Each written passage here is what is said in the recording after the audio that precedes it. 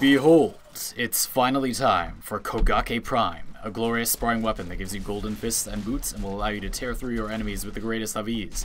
Even these level 80 armored targets have absolutely no chance against my incredible flurry of corrosive proccing fists. As you can see, even though the attack speed seems low on paper at about 0.9, it doesn't end up being much of a problem. Sparring weapons already have pretty fast attacks in their stances, but even when you face heavily armored enemies and you could strip their armor by attacking them like you just saw, you should keep in mind that sparring weapons do have finishers when they do a charge attack. So like you just saw in that bombard, if you do a charge attack, you will open enemies to finishers, and it looks wicked cool. And of course, I wouldn't forget the booptastic attack of sparring weapons, which allows you to kick enemies in the face and get some good crowd control. Here is the build you just saw me using. As you can see, this weapon comes with 3 innate V polarities, which is fantastic. So you're definitely not going to need any forma, even without matching the polarity on our stance mod, because I think the Grim Fury is much better for stacking up procs really quickly. It has quicker attacks.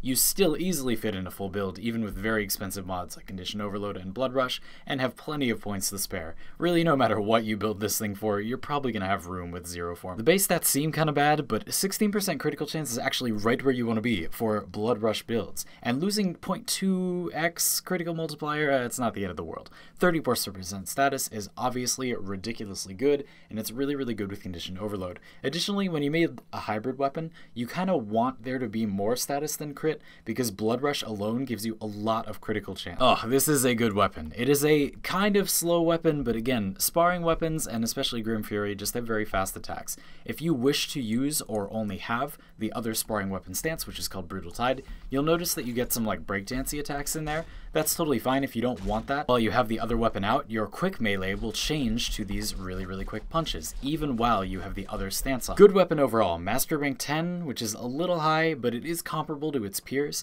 and I would say it's probably the best late game scaling sparring weapon in the traditional sense, although Hirudo's ability to self-heal is competitive. Thank you all very much for watching. I hope that this helped you decide whether you want to get the Kogake Prime. Subscribe if you had a good time. If you do, hit the damn bell for me until YouTube fixes its sub feed. I'll see y'all next time.